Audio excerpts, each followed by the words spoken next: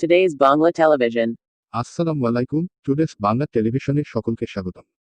আজকের সর্বশেষ সংবাদে প্রথমেই থাকছে রায়ের কপি নিয়ে ঢাকার পথে মিন্নির বাবা।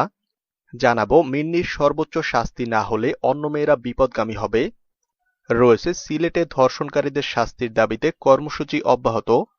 এছাড়া জানাবো সরকারের আচরণে মানুষ রাজনীতি নিয়ে ভীত সন্ত্রস্ত, মন্তব্য নজরুল ইসলাম খানের। থাকছে ডক্টর কামাল যোগ না দিলে বিকল্প নেতৃত্ব, জানালেন মোস্তফা মহসিন মিন্টু। আরও রয়েছে আওয়ামী লীগের বিভাগীয় সাংগঠনিক কমিটি গঠন।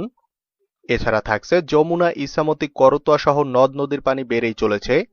এবং সবশেষে রয়েছে 16 লাখ টাকার সিল স্টাম্প প্রস্তাব নাকচ। পুরো খবর পেতে ভিডিওটি শেষ পর্যন্ত দেখুন। সর্বশেষ সংবাদ পেতে চ্যানেলটি সাবস্ক্রাইব করুন। এবার বিস্তারিত। বরগুনার আলোচিত রিফাত হত্যা মামলার পূর্ণাঙ্গ রায়ের কপি হাতে পেয়েছেন মিন্নির বাবা মোজাম্মেল হোসেন কিশোর। রায়ের কপি নিয়ে উচ্চ আদালতে আপিল করতে ঢাকার উদ্দেশ্যে রওনা দিয়েছেন তিনি। মিন্নির আইনজীবী মাহবুবুল বারী আসলাম বলেন, রায়ের কপি সন্ধ্যার দিকে হাতে পেয়েছি। রায়ের কপি নিয়ে মিন্নির বাবা রাতেই ঢাকার উদ্দেশ্যে রওনা হয়েছেন।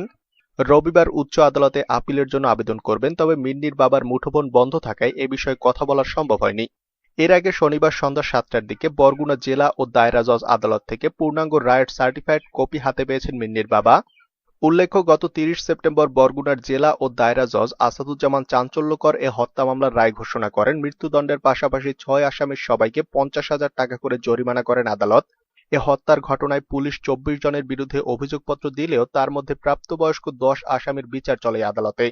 ফাঁসির দণ্ডপ্রাপ্তরা হলেন রাকিবুল হাসান রিফাত ফরাজি, আল কাইয়ুম ওরফে রাব্বি আকন, মোহাইমিনুল ইসলাম শিফাত, রেজওয়ান আলী খান হৃদয় ওরফে টিকটক হৃদয়, হাসান ও মৃত রিফাতের স্ত্রী আয়েশা সিদ্দিকা মিন্নি। এছাড়াও মামলার অপর 4 আসামি রাফিউল ইসলাম রাব্বি, সাগর, মুসা ও কামরুল ইসলাম সাইমুনকে খালাস দেওয়া হয়েছে। মিন্নির সর্বোচ্চ শাস্তি না হলে অন্য মেয়েরা বিপদগামী হবে।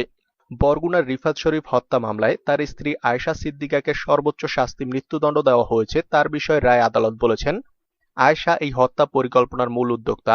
তার কারণে রিফাতের মা বাবা পুত্রহারা হয়েছেন। আয়েশার দৃষ্টান্তমূলক শাস্তি না হলে তাকে অনুসরণ করে তার বয়সী মেয়েদের বিপদগামী হওয়ার আশঙ্কা থাকবে। তাই এ মামলায় তার দৃষ্টান্তমূলক শাস্তি হওয়া বাঞ্ছনীয়। আলোচিত এই হত্যা মামলার রায়ে আদালতের পর্যবেক্ষণে উল্লেখ করা হয় গতকাল শনিবার পূর্ণাঙ্গ রায় প্রকাশ পায়। গত 30 সেপ্টেম্বর আলোচিত এ মামলার রায় ঘোষণা করেন বরগুনা জেলা ও দায়রা জজ মোহাম্মদ আসাদুজ্জামান। রায়ে প্রাপ্তবয়স্ক 10 আসামির মধ্যে আয়েশা সিদ্দিকা সহ 6 আসামিকে মৃত্যুদণ্ডের আদেশ দেওয়া হয়। অভিযোগ প্রমাণিত না হয় বাকি 4 আসামি খালাস পান। শুরুতেই আয়েশা এই মামলার প্রধান সাক্ষী ছিলেন, পরে তাকেও আসামি করে পুলিশ আদালতে অভিযোগপত্র দেয়। মামলার রায়ে বিচারক বলেছেন, প্রকাশ্য দিবালোকে সনাতনী অস্ত্র রামদা দিয়ে কুপিয়ে এই হত্যা মধ্যযুগীয় বর্বরতাকে হার মানিয়েছে। এই হত্যাকাণ্ড সংগঠনকারী আসামিরা সবাই যুবক। তথ্য প্রযুক্তি ও সামাজিক যোগাযোগ মাধ্যমের বদৌলতে যুব সমাজ সহ দেশ বিদেশের সব বয়সের মানুষ তা প্রত্যক্ষ করেছে। এমত অবস্থায় আসামিদের দৃষ্টান্তমূলক শাস্তি না হলে দেশের যুব সমাজ ভুল পথে অগ্রসর হওয়ার আশঙ্কা থাকবে। মৃত্যুদণ্ডপ্রাপ্ত অন্য 5 আসামি হলেন রাকিবুল হাসান রিফাত ফরাজি, আল কাইয়ুম ওরফে রাব্বি আকন, মোহাইমিনুল ইসলাম ওরফে শিফাত, রেজওয়ান আলী খান ওরফে টিকটক হৃদয় ও মোহাম্মদ হাসান। রায় বলা হয়, আলোচনা হতে দেখা যায় আসামিরা পূর্ব পরিকল্পিতভাবে ভিকটিম রিফাত শরীফকে অভিন্ন উদ্দেশ্য পূরণকল্পে খুন করে দণ্ডবিধির 302 ও তৎসহ 34 ধারায় অপরাধ করেছে মর্মে সন্দেহাতীতভাবে প্রমাণিত হয়েছে। 302 ধারায় মৃত্যুদণ্ড অথবা যাবজ্জীবন এবং তৎসহ অর্থদণ্ডের বিধান রয়েছে। 34 ধারা মূলত স্বতন্ত্রভাবে শাস্তি বিধান আরোপকারী কোনো ধারা নয়, এটা অন্যান্য অপরাধের শাস্তি আরোপকারী ধারার পরিপূরক। এই ধারা অনুযায়ী রিফাত শরীফকে হত্যায় ওই আসামিগণ সমানভাবে দায়ী।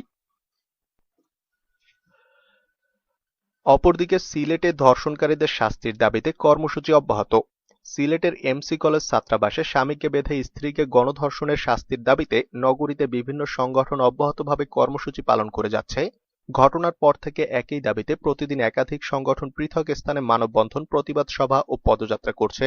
তার ধারাবাহিকতায় শনিবার সিটি কাউন্সিলর আজাদুর রহমান আজাদের আহ্বানে নগরীর 20, 21, 24 নং ওয়ার্ড ও টুলটিকর ইউনিয়নবাসী এমসি কলেজ ছাত্রাবাসের সামনে মানববন্ধন করেন। মানববন্ধনে নিজস্ব ব্যানার নিয়ে স্থানীয় রাজনৈতিক, সামাজিক, ক্রীড়া সংগঠন, শিক্ষা প্রতিষ্ঠান ছাড়াও সাধারণ মানুষ অংশ নেন।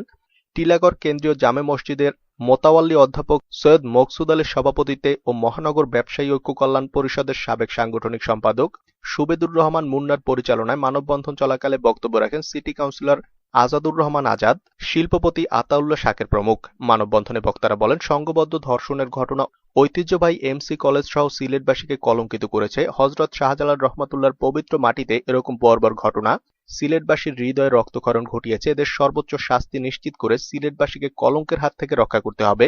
তারা এমসি কলেজ ও আশপাশ এলাকা থেকে অপরাধ নির্মূলের জন্য টিলাগড় এলাকায় পুলিশ ফাঁড়ি স্থাপন ও পুরো এলাকা সিসি ক্যামেরার আওতায় আনার দাবি জানান।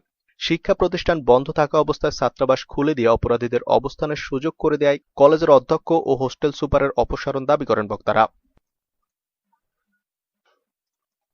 সরকারের আচরণে মানুষ রাজনীতি নিয়ে ভীত সন্ত্রস্ত, মন্তব্য নজরুল ইসলাম খানের। রাজনীতির নামে সরকারের নোংরা আচরণ এবং বিষোদাগারের কারণে মানুষ রাজনীতি নিয়ে ভীত সন্ত্রস্ত হয়ে উঠেছে বলে মন্তব্য করেছেন বিএনপির সিনিয়র নেতা নজরুল ইসলাম খান। তিনি বলেন, রাজনীতির নামে এ ধরনের নোংরা বিষোদাগার, নোংরা আচরণ মানুষকে রাজনীতি সম্পর্কে ভীত সন্ত্রস্ত করে তুলে জনগণকে বিভ্রান্ত করতে সরকার এ অপচেষ্টা চালাচ্ছে। দলটির প্রতিষ্ঠাতা জিয়াউর রহমানকে নিয়ে কুৎসা রটনার প্রতিবাদে শনিবার নয়াপল্টনে দলীয় কার্যালয়ের সামনে এক মানববন্ধনে বক্তব্য দেওয়ার সময় তিনি কথা বলেন। তিনি বলেন, ক্ষমতাসীন দল দিনের পর দিন জিয়া ও তার পরিবারের সদস্যদের বিরুদ্ধে নানা অপপ্রচার চালিয়ে আসছে। জনগণ তাদের কথা বিশ্বাস করে না, তাই জিয়া ও পরিবারের বিরুদ্ধে এ অপচেষ্টায় কোনো লাভ নেই। বিএনপির স্থায়ী কমিটির সদস্য সাম্প্রতিক সময়ে নারী ধর্ষণ ও নির্যাতনের ঘটনা বেড়ে যাওয়ায় উদ্বেগ প্রকাশ করেন। আইন ও সালিশ কেন্দ্রের পরিসংখ্যান তুলে ধরে বিএনপির সিনিয়র নেতা বলেন, গত 9 মাসে 1000-এরও বেশি নারী ধর্ষণের শিকার হয়েছেন। তিনি বলেন, ক্ষমতাসীন দলের নেতারা যে কাজ করছে তাতে আপনাদের লজ্জিত হওয়া উচিত। আগে নিজের ঘর সামলান, জনগণের কাছে ক্ষমা প্রার্থনা করেন। জিয়াউর রহমানের সাথে ইন্ডেমনিটি অধ্যাদেশের কোনো সংযোগ না থাকায় তাকে নিয়ে কুৎসা রটনার মঞ্চনাটক বন্ধের দাবি জানান তিনি। ডক্টর কামাল যোগ না দিলে বিকল্প নেতৃত্ব, জানালেন মোস্তফা মহসিন মিন্টু। আগামী ডিসেম্বরের কাউন্সিলে ডক্টর কামাল হোসেন যোগ না দিলে বিকল্প নেতৃত্ব গড়ে তোলা হবে বলে জানিয়েছেন গণফোরামের একাংশের নেতা মোস্তফা মহসিন মিন্টু। শনিবার বিকালে কাউন্সিলের প্রস্তুতি কমিটির প্রথম বৈঠকের পর সাংবাদিকদের প্রশ্নের জবাবে তিনি একথা জানান। মোস্তফা মহসিন মিন্টু বলেন, ডক্টর কামাল হোসেন শ্রদ্ধেয় ব্যক্তিত্ব, তিনি গণফোরামের প্রতিষ্ঠাতা। আমি প্রতিষ্ঠাতা সদস্যের একজন। দলে যে স্থবিরতা সৃষ্টি হয়েছে তার জন্য 26 ডিসেম্বর কাউন্সিল হতে যাচ্ছে। এই কাউন্সিলে তিনি যোগ দেবেন বলে আমরা প্রত্যাশা করি। তিনি বলেন, কাউন্সিলে নেতা নির্বাচন করবেন কাউন্সিলররা। কাউন্সিলররা যদি তাকে নেতা নির্বাচন করেন, আমরা বিনা দ্বিধায় তার সঙ্গে কাজ করব কর্মী হিসাবে। আর তিনি যদি না আসেন, তাহলে সারা দেশের কাউন্সিলররা বিকল্প নেতৃত্ব ঠিক করবেন, কারণ সংগঠন তো একটা জায়গায় বসে থাকতে পারে না। মোস্তফা মহসিন মিন্টু আরো বলেন, আমরা দেশে গণতন্ত্র চর্চার কথা বলি, সেজন্য আমাদের দলে সেই কাজটি শুরু করতে চাই। আমরা আশা করব গণফোরাম যে আদর্শ ও দর্শন নিয়ে 1993 সালের 29 আগস্ট যাত্রা শুরু করেছিল, সেটা সমুন্নত রাখতে আমরা সবাই সম্মিলিতভাবে সম্মেলনের জন্য কাজ করব।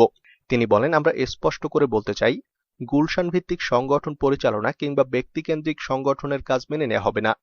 গত কমিটির নির্বাহী সভাপতি অধ্যাপক আবু সাইদ বলেন, আমাদের গঠনতন্ত্রের 14 ধারায় বলা আছে, কাউকে বহিষ্কার করতে হলে, দল থেকে দূরে রাখতে হলে এবং নিষ্ক্রিয় করে দিতে হলে কেন্দ্রীয় কমিটির বর্ধিত সভার সেই ক্ষমতা আছে এবং কোনো ব্যক্তি, তিনি যত বড়ই হোক না কেন, যে পদেই থাকুক না কেন, তার সেই এখতিয়ার নেই।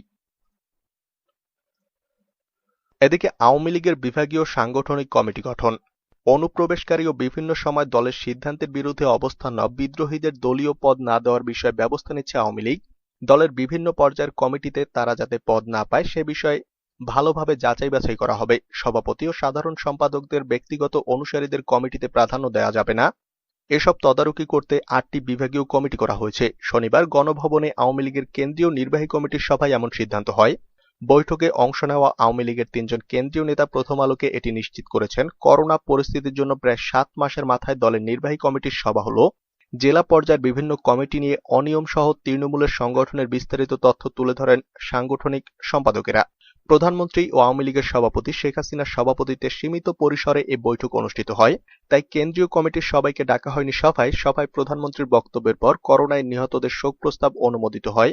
ডিসেম্বর পর্যন্ত সব জাতীয় দিবসে দলীয় কর্মসূচি, সাংগঠনিক কমিটি ও করোনা পরিস্থিতি নিয়ে আলোচনা হয়। করোনার দ্বিতীয় ঢেউ মোকাবেলায় সবাইকে সতর্ক থেকে ভূমিকা রাখার নির্দেশনা দেওয়া হয়।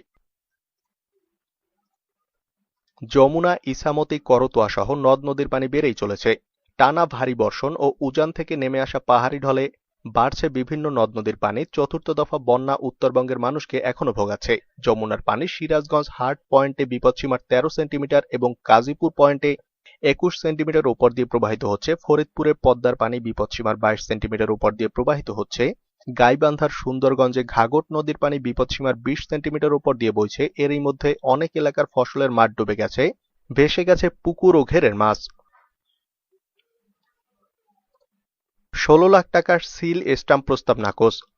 আধুনিক সুবিধাযুক্ত ফায়ার সার্ভিস ও সিভিল ডিফেন্স স্টেশনের সংকটে তৈরি পোশাক শিল্প অধ্যুষিত অঞ্চলে বড় ধরনের অগ্নিকাণ্ডের ঘটনা প্রতিনিয়ত বৃদ্ধি পাচ্ছে।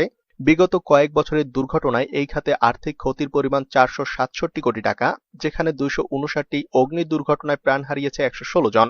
শুধু 2013 সালেই অগ্নি দুর্ঘটনা ঘটে 15,815টি। সরকার জরুরি ভিত্তিতে গার্মেন্টস শিল্প এলাকায় 11টি আধুনিক ফায়ার সার্ভিস ও সিভিল ডিফেন্স স্টেশনের অনুমোদন দিলেও তার বাস্তবায়ন অগ্রগতি ঢিমে তালে প্রকল্পে 5 লাখ টাকার সিল ও স্ট্যাম্প কেনার প্রস্তাবনা থেকে তা বাড়িয়ে 16 লাখ টাকা করার প্রস্তাব পরিকল্পনা কমিশন নাকচ করে দিয়েছে। ব্যয়কে 3 লাখে নামিয়ে এনেছে। 2 বছরের প্রকল্প, 1 বছরে অগ্রগতি মাত্র 20%। এখন ব্যয় বৃদ্ধি সহ মেয়াদ আরও 1 বছর বৃদ্ধির প্রস্তাব করেছে ফায়ার সার্ভিস ও সিভিল ডিফেন্স পরিকল্পনা কমিশন এবং প্রকল্প সূত্রে এসব তথ্য জানা গেছে। দেশ বিদেশের সর্বশেষ সংবাদ জানতে টুডেস বাংলা টেলিভিশনে সাবস্ক্রাইব করে আমাদের সাথে থাকুন।